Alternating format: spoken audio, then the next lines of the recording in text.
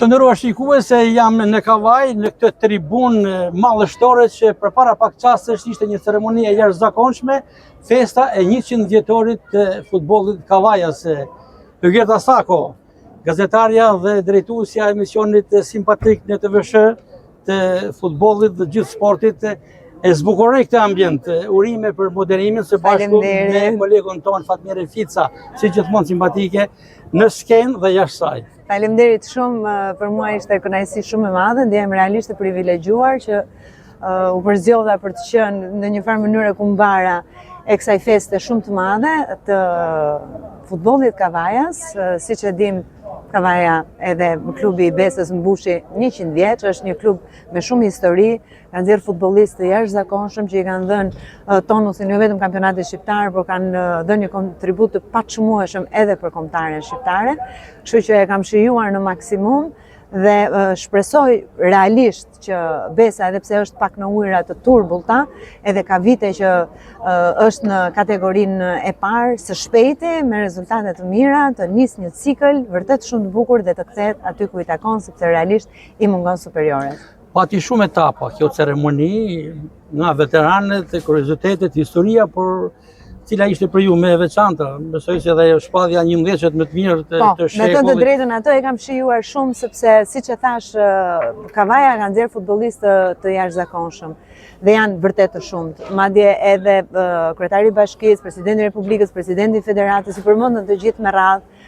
Duar trokitjet nuk mungonin pikërisht për cilësinë e jashtëzakonshme edhe virtuozitetin që ata kanë pasur në fushën e lojës. Kështu që të përzgjedhësh 11 më të mirët në një, po themi, numër kaq të madh futbollistësh, ishte një moment vërtet kulminant dhe shumë emocionues. Për më tepër duke parë futbollistë që kanë kontribuar shumë dekada më parë, që ndoshta janë edhe në një moshë të avancuar, me edhe probleme duke ecur edhe duke artikuluar, ishte vërtet kaq shumë emocionuese që janë edhe sot e kësaj dite u ngjitën në këtë skenë edhe bën pjesë të 11 të shekullit. Ky ishte ndoshta momenti më emocionues i gjithë ceremonisë. Ygerta Sako, mes artit dhe medias sportive. Artin e kam lënë fare, me thënë të drejtë. Miss Shqipëria dhe unë kujtoj me nostalgji në momentin e Vllaznisë ku u shpall kampioner për herë të fundit në 2001, ju keni qenë prezent në pistën e stadiumit Loro Boriçi duke festuar me Shkodranën si Miss Shqipëria. E vërtet, 24 vjet më parë kam qenë aty në Loro Boriçi kur Vllaznia festonte titullin e fundit kampion. Dhe e kam shijuar shumë, me thënë të drejtën. Megjithatë, unë them që Vllaznia e ka nisur bukur këtë sezon të ri, është një ekip vërtet shumë grintoz, ka një kontingjent vërtet shumë cilësor, ka rikthyer djemtë e shtëpisë si në drejtim si trajneri, po ashtu edhe drejtori sportiv Sinani, patjetër edhe presidenca, tifozeria shkodrane që për mua është e jashtëzakonshme dhe nuk mungon asnjëherë dhe jep një atmosferë vërtet shumë të bukur në stadium, kështu që duket sikur Vllaznia e ka nisur shumë bukur këtë sezon.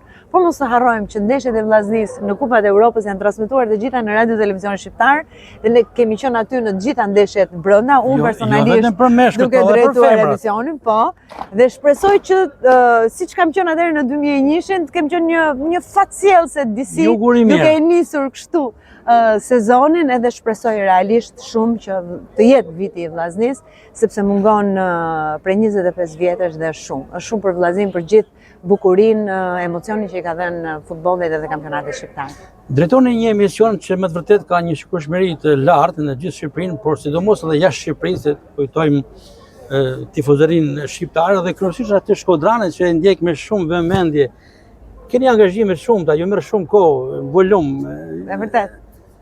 Si përballoni, sinqerisht, sepse nga njëra ndeshje në tjetër, përpara, në mes, në fund. Tani është shtuar dhe rubrika sportive, ditën e diel, e vërtet. Dhe jo një ditë, por edhe me 2-3 ditë si zhvillohet edhe Superliga. Unë e shijoj shumë punën time, futbollin, e dua realisht shumë, jam rritur që e vogël fare, babi më merrte me vete që 4 vjeçe, kam nisur duke më marrë në stadium, ma ka futur këtë dashurinë për futbollin në gjak. Dhe realisht e shijoj shumë dhe duke bërë profesionin që unë dua dhe duke bërë një punë për diçka që unë dua, siç është futbolli, realisht edhe kur jam e lodhur nuk e ndjej, sepse kënaqësia që marr është shumë e madhe.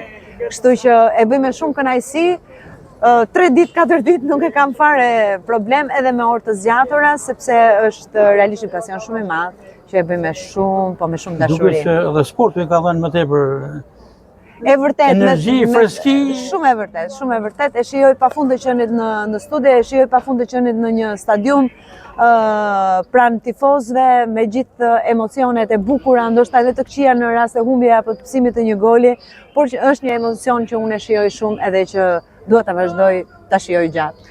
Për ato që janë duke na ndjekur në këtë intervistë, do të ishte më interes me kë është tifoze Gjorda Sako.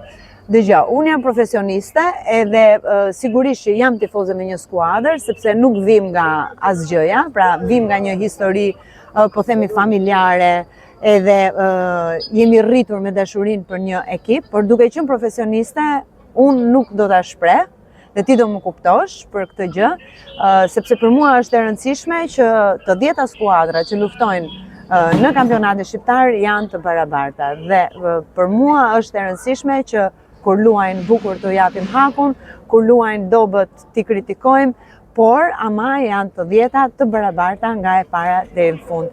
Me vllazni nuk jam, kjo t'intereson ty, fatkeqësisht, sepse s'kam asnjë lidhje me Shkodrën duke pasur origjinë nga jugu, por realisht për post tifozerisë apo pasionin që mund të kem për një X skuadër, shpresoj shumë që t'jetë viti vllaznisë i vjen. Gjithsesi ju thatë nga jugu, por në opinion ka një bindje se jeni nga Durrësi.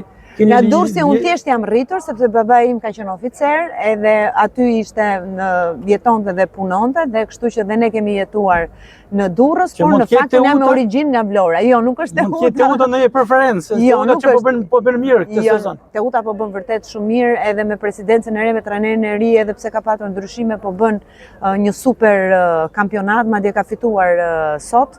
Edhe realisht po bën shumë, por nuk është Teuta skuadra ime e zemrës. Unë jam me origjinë nga Vlora, por nuk është as Pjamortari skuadra ime e zemrës. Kështu që mos më pyet më.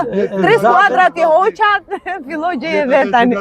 Të nderuar shikues, pra isha dhe jam. Bëjmë edhe pak shaka se jemi miq të vjetër. Në këtë intervistë me një emër simbol të artit, të medias sportive, ku dashit shqiptarë, si të ato të futbollit, janë shumë të lidhur me portretin, me figurën e Gjorda Sako, sepse gjatë gjithë javës është në ekran duke komentuar futbollin, qoftë ndeshjet apo edhe rubrikën sportive.